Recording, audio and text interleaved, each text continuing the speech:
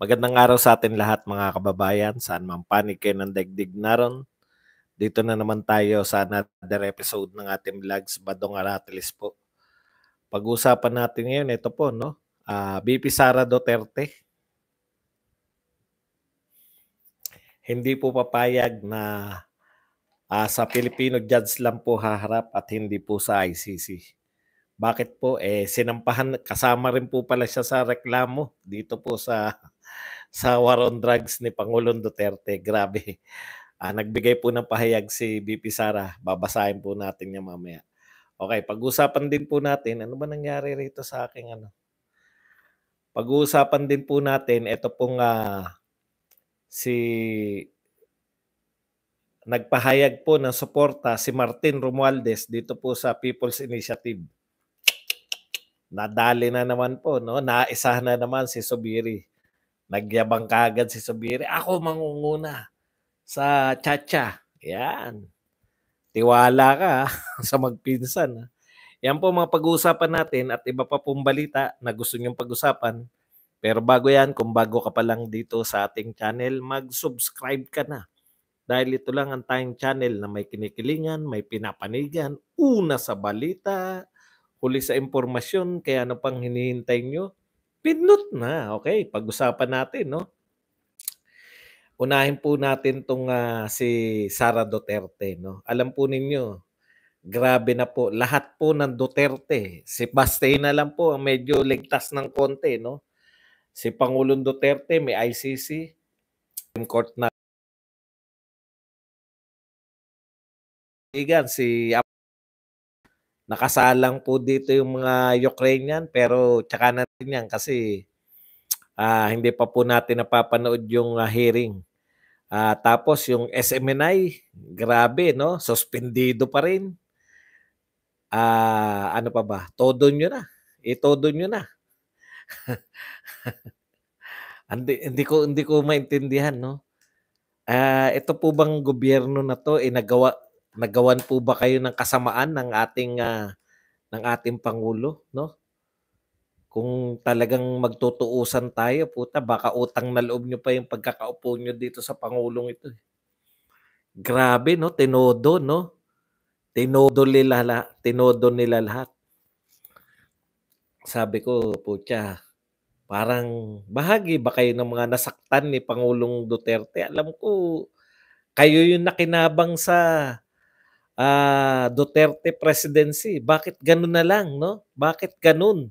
Ang atake nyo, walang humpay. Anyways, kaya nga tayo narito, no? Kaya nga tayo may mga trabaho. Titignan nyo na lang na no? Titignan nyo na lang talaga na, putya. Okay, teka lang. Para makita ko, kasi sobrang liliit ng, ewan ko kung may nagawa na naman ako na hindi maganda dyan sa aking kararaulan. Teka lang para makita ko po yung mga comments nyo. Hindi ko na nakikita dito sa tinitignan natin. Okay. Unahin ko lang po itong sinabi ni Sara Duterte.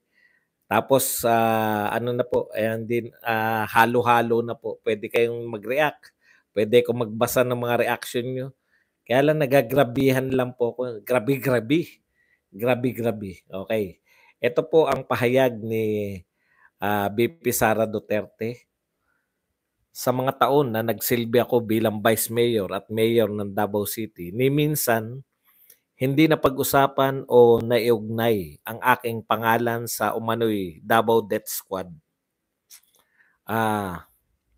Subalit matapos ako manalo bilang Vice President, bigla na lang nagkaroon ng mga testigo laban sa akin at ngayon ay kasama na ako sa mga akusado sa International Criminal Court. Grabe, no?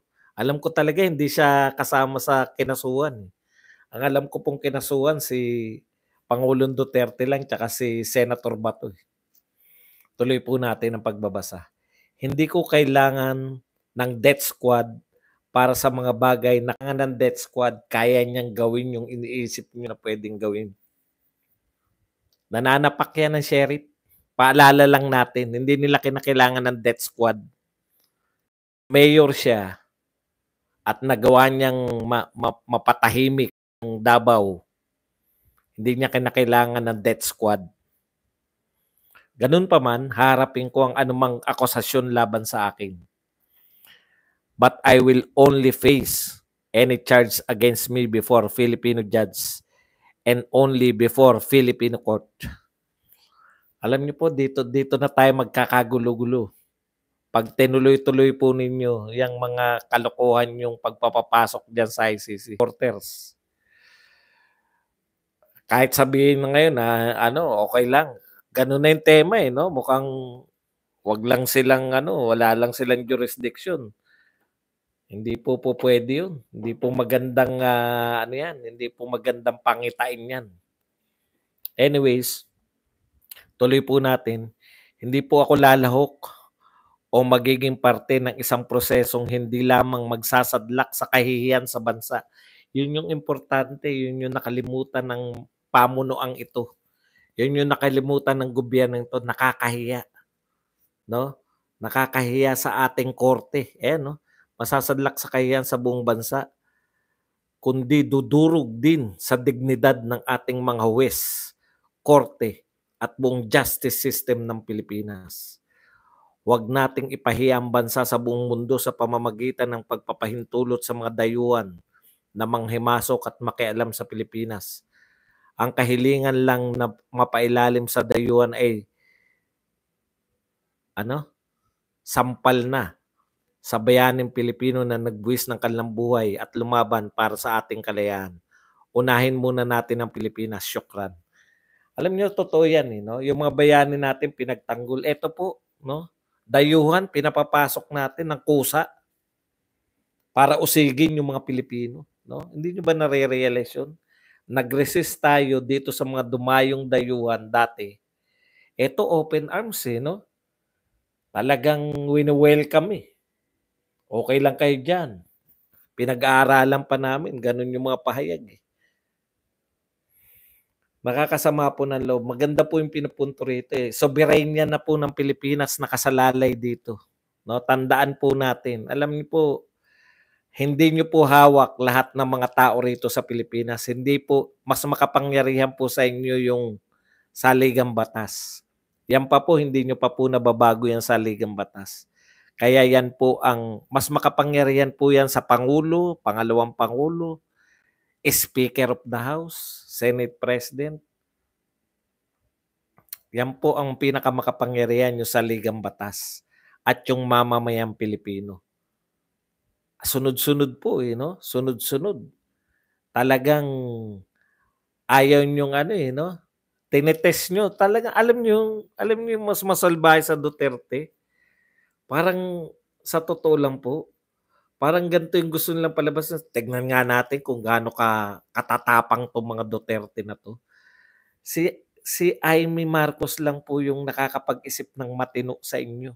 Ngayon, nagdidiwang na naman yan. Panay diwang naman ang kaya ng mga vlogger nyo. Hindi naman nag-iisip beyond Yung mga tagapagtanggol nyo, hindi po nag-iisip yan beyond kung ano sasapitin ng Pilipinas. No? Basta ang alam lang nila, tapang tayo. Mas matapang tayo dyan sa mga Duterte niyan. Hindi nyo nare-realize yung implikasyon ng lahat ng ito. Vice President yan ng Pilipinas.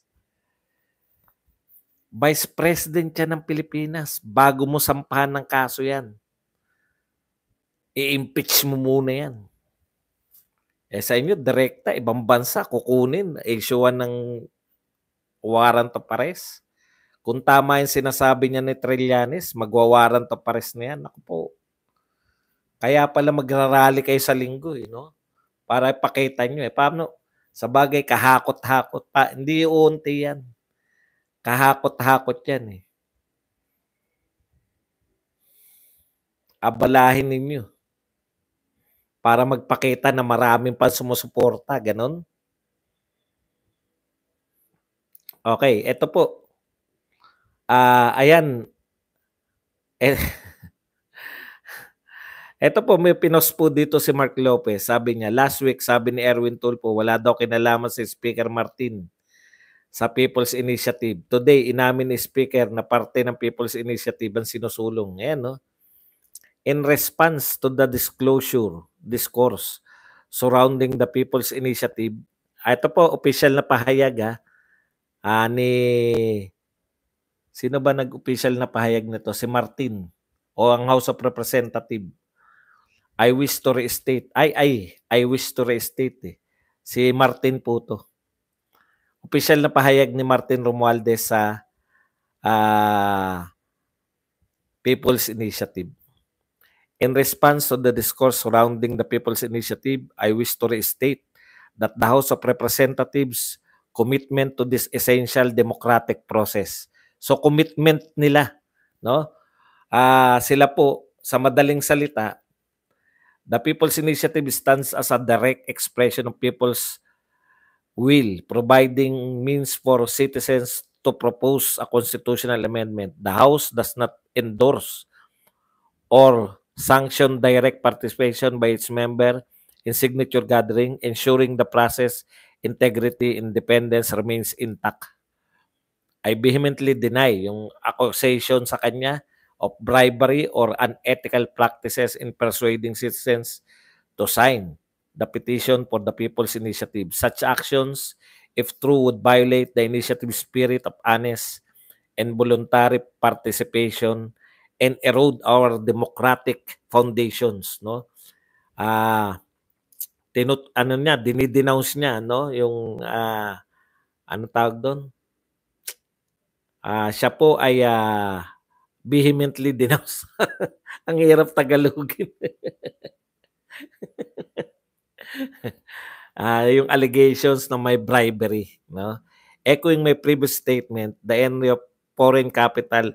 Dito ako naguguluhan, no? Ayan, no? The House of Representatives' commitment to this essential democratic process. Kinikilala ng House of Representatives yung People's Initiative. Akala ko ba susuportahan mo yung Senate? Ang lead dito sa tchatcha ngayon ay yung Senate. Akala ko susuportahan nyo ni Pangulong Marcos. Di ba nag-usap-usap kayong tatlo? Ang buong akala, pinagmamalaki ni Zubiri. Si Zubiri nagre-report. Zubiri talaga ba? Na sinabi ni Pangulong Marcos na ayaw niya sa People's Initiative? O baka imagination mo lang yun? Bakit ngayon, itong si Martin ay nagsasabi na ina-uphold nila yung People's Initiative?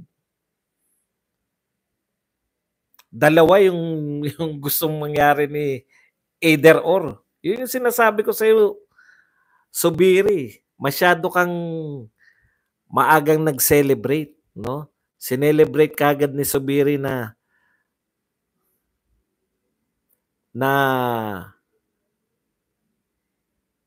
siya yung sinelebrate kagad ni Zubiri ang Pangulo, di ba? Paulit-ulit tayo dyan, no? Inutusan siya ng Pangulo na siya yung magli-lead, yung Senate yung magli-lead.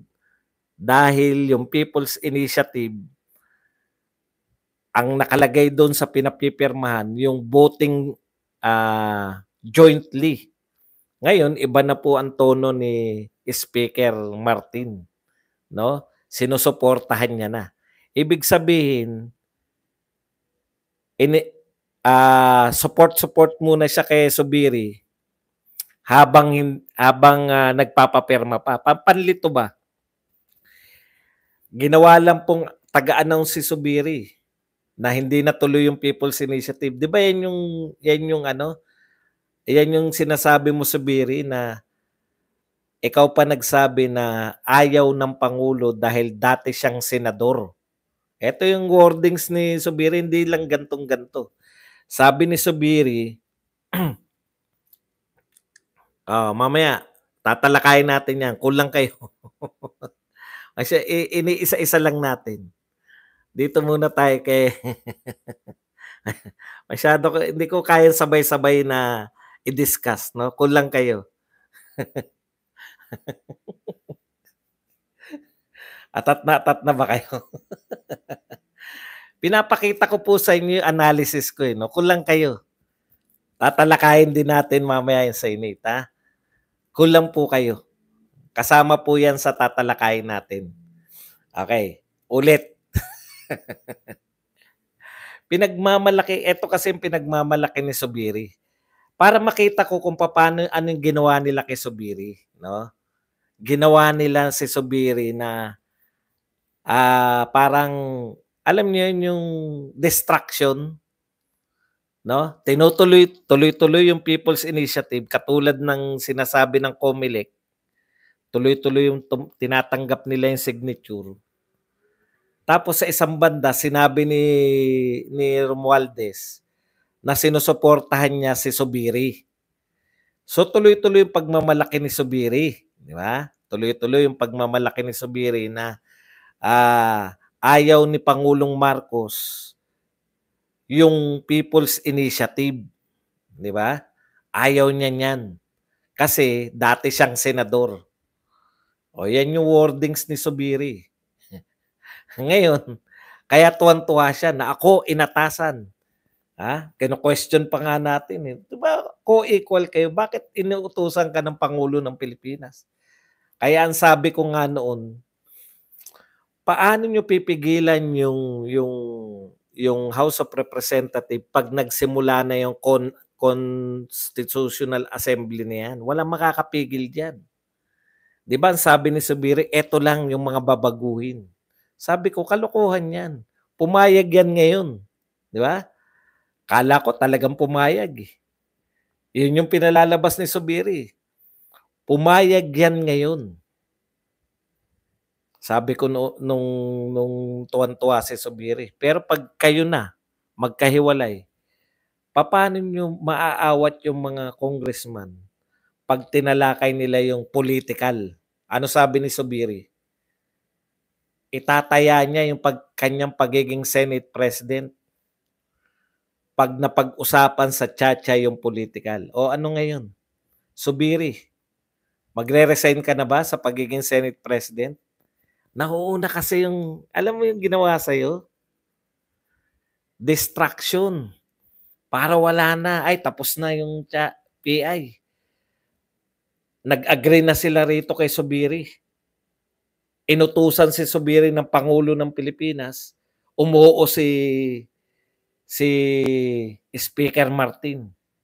Grabe, suwabing-suwabe. Suwabing-suwabe, Zubiri. Tuwan-tuwa si Zubiri, pinagmamalaki niya eh. Meron pa siyang sinabi, ito papaalala ko lang, kahit wala nanonood sa atin ngayon. Meron pa sinabi si Zubiri. Ang sinabi ni Zubiri, pag natalakay sa tsa-tsa, yung political agenda, magre-resign ako as Senate President. O, eto na yun. Ano ka Zubiri? Ngayon, maghahabol siya ngayon. Ngayon, naghabol siya. Nung sinuportahan ni Martin yung People's Initiative, sabi na alam nyo, simple lang po yan. Hindi nga sila umaamin na sila yung nag-initiate ng People's Initiative. Kaya nga ang sabi ko, ituloy ninyo. Kayo sa Senado, ituloy ninyo yung investigasyon sa People's Initiative. O ngayon, it's too late na. Malamang kaya nagdeklara yan si Martin na ganyan. Nakuha na nila yung signature. Meron na silang sapat na signature. Ngayon kayo mag-iimbestiga? Too late na yan. Di ba? Wala siyang advanced thinking eh. Daig ka pa ni Badong mag-isip eh. Ay, sorry naman. Hindi po natin minamaliit sila. Hindi ko rin po pinagmamalaki yun. Kaya lang nasabi ko na yan eh. Ituloy ninyo yung binabalak ninyong investigasyon dito sa mga bilihan ng pirma, palit pirma. Kasi tuloy-tuloy sila. Umuoo sa'yo si Martin, susuportahan kita. Pag tinatanong siya, susuportahan niyo raw ba? Yan na napag-usapan namin eh. Very big po yun. Pero sabi ko, pwede nilang sabihin, balang araw, pag may lusot pareho eh. Pag hindi sila nakakuha ng numero sa signature, suportahan nila si Zubiri. Pag nakakuha sila, ang sasabihin lang nila, People's Initiative yan eh. Hindi naman sa amin nang galing yan eh. Marami na nagsasabi kahit sa Twitter, bakit hindi pinapatigil? Kung nagkasundo na si Zubiri, si Pangulong Marcos at saka si Speaker Martin, bakit hindi pa rin tumitigil yung pagpapapirma? Yun pala yung purpose nun. Hindi talaga yan, ginawa ka lang Zubiri, pinagdiwang ka lang, nung diwang na diwang ka, akala ng mga tao ay tapos na. Sumang-ayon sila dito, nagsabi yung Pangulong, galing talaga ng Pangulo, bati-bati pa eh. Sa interview ni Pangulong Marcos, ang tinututulan niya yung benta yung pagpirma ng pinangakuan eh. Hindi naman yung mismong People's Initiative eh. Hindi nyo po pwedeng kontrahin ang People's Initiative sa totoo lang dahil yan ay constitutional. Hindi nakita ni Zubiri yun eh. Ngayon, anong ginawa ni Zubiri? Yan. To save face. Saving face na po to eh. Yung ginagawa niya, panay saving face lang. Pero ang totoo lang, naaisahan ka na naman, Zubiri. Yan ang katotohanan. Ito po, Senate officially rejects People's Initiative via manifesto. Nagmanifesto po sila. Senate President Juan Miguel Zubiri read on Tuesday a manifesto signed by all 24 senators. Lahat sila, all 24 senators. Ayan. Expressing their disapproval of the People's Initiative which allegedly involves bribery and other illegal activities as a way to pursue charter change. Pwede nyo bang pigilan yung People's Initiative? Hindi. Bakit? Nakalagay yan sa konstitusyon. Kahit pumirma pa kayo, kayo pa ngayon lalabas na kontrabida. Alam niyo yung nangyari? Kayo pa ngayon ang palalabasin na kontrabida. Kayong mga senador. Kasi legal ang People's Initiative. Kaya nga kung nag-imbestiga kayo, imbestigahan ninyo, patutunayan nyo na totoo yung ito ay hindi naman People's Initiative kundi Politicians Initiative. Yun, baka sakali. Wala kayong ginawa, nagdiwang kayo. Ngayon, kung meron ng alam niyo yun, unahan yan eh. Kunwari, alam niyo po yung mga lumalapit sa COMELEC, tapos nagbibigay po ng certification yung COMELEC. Halimbawa, etong pirma na to, District 1, nakakuha sila ng 4%. District 2 ng Batangas, nakakuha sila ng 10%. District 3 ng Muntinlupa, nakakuha sila ng 4%. Certification. Kung na-issuehan na lahat, paano nyo pipigilan niya ng Senate investigation? Mas makapangyarihan pa ba yung Senate investigation kaysa sa Constitution? Hindi. May certification sila eh. Unahan nga eh. Kayo din, nauna kayo eh. Nauna magdiwang.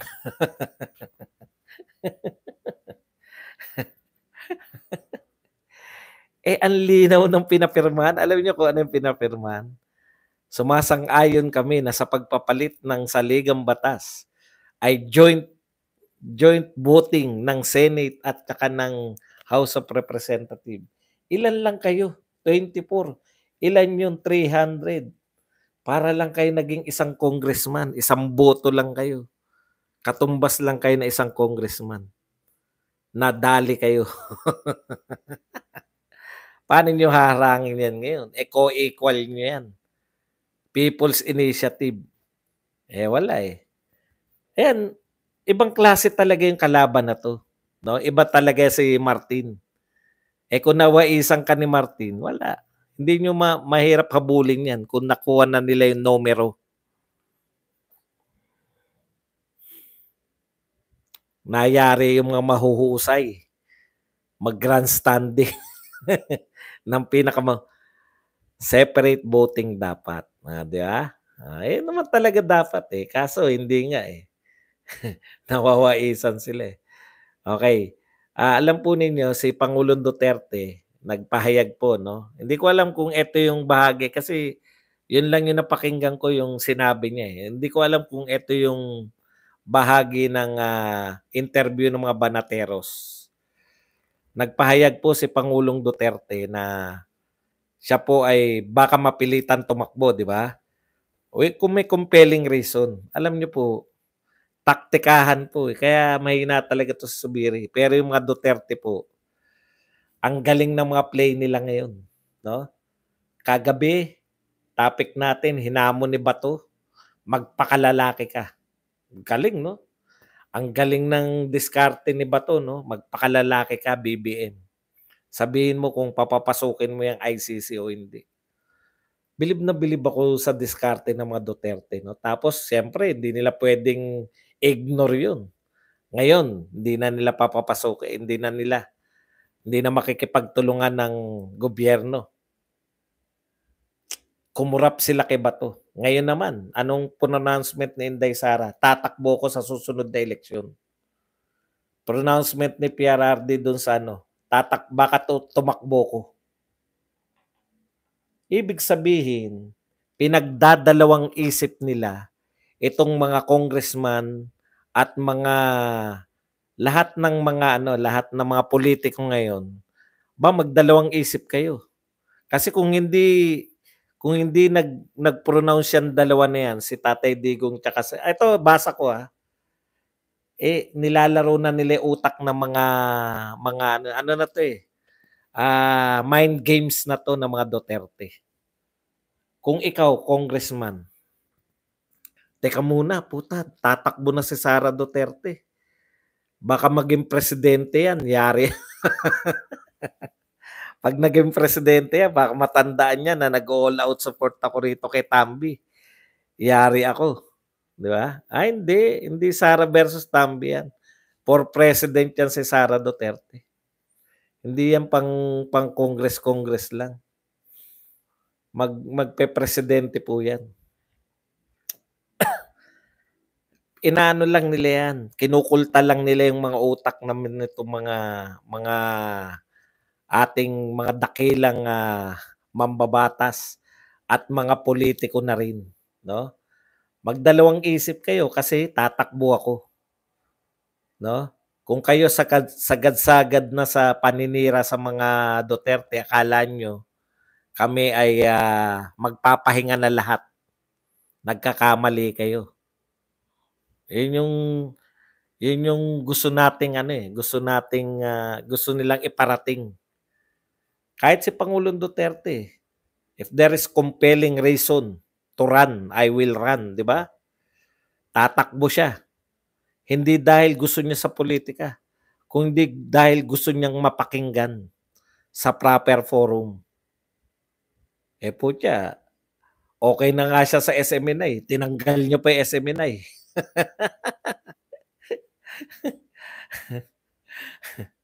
Tsaka na-realize siguro ni Pangulong Duterte yung impact, iba talaga yung impact, 'no? Siguro sa isip ni Pangulong kung senador ako, may impact yung bawat bitawan kong salita. Dito ang impact lang, parang pinalalakas ko lang loob ng aking mga supporter, 'di ba? Lakas ng loob ni Badong, putya. Buhay na naman tatay namin. Malalakas na loob ng mga DDS, mga kulto ni Digong at iba pang grupo na sumusuporta sa mga Duterte. Yun lang. Pero pag senador ka, syempre iba yun. Kung papansin nyo, kada magsasalita si Lito Lapid, talagang nakikinig lahat eh. No? Hindi ba nagsasalita?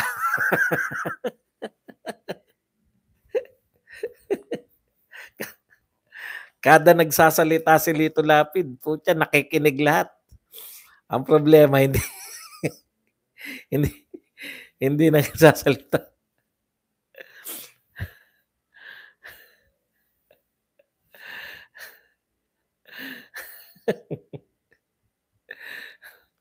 Ano pa ba? At tatapusin natin 'to, alam niyo, baka sabihin niyo naman hindi. In fairness, may mga project naman si Pangulong Marcos. Bigla na 'to. Baka sabihin niyo naman, ito wala namang project. 'Pag yung 51 billion 'pag may nagtanong na lang. Asan na ba 'yan? Eto po. Eto.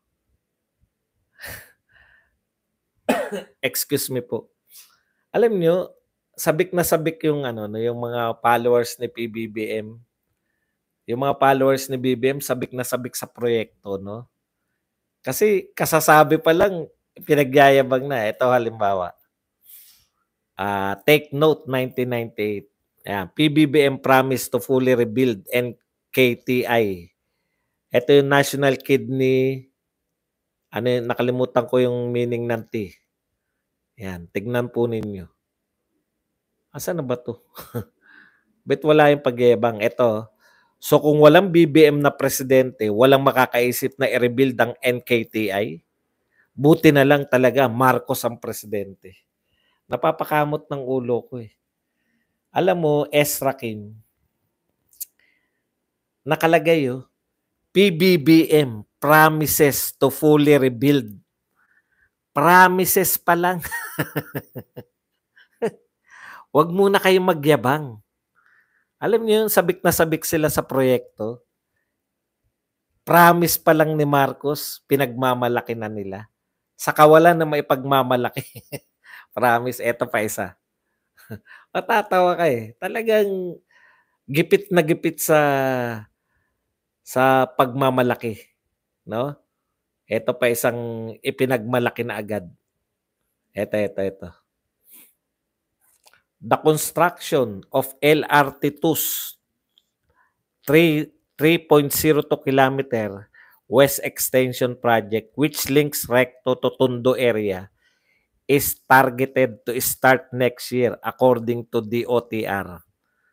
Tignan niyo yung wordings, is targeted to start next year. Ano pa lang po, next year pa sisimulan. Sisimulan next year, 2025, sisimulan pa lang. Hindi pala, target pa lang simulan. Ito po ang sabi ni John Jacinto. Walang halong yabang, 'Pag nagtrabaho si PBBM, tahimik lang. Paanong hindi tahimik, sisimulan pa lang 'yan at nakakaawa, 'di ba? Target simulan next year, 2024 ngayon, 2025, sisimulan pa lang. Nagyabang na kaagad, walang 'pag nagtatrabaho si PBBM, tahimik lang. Kaya tahimik, wala ka talagang maririnig na pukpok. Kasi sisimulan pa lang, next year pa.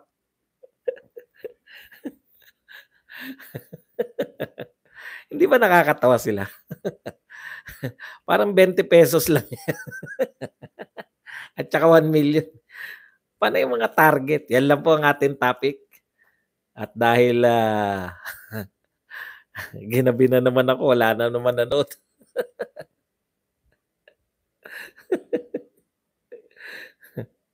Wala na nanonood pala sa'kin, puta baka gusto ko na itigil 'to.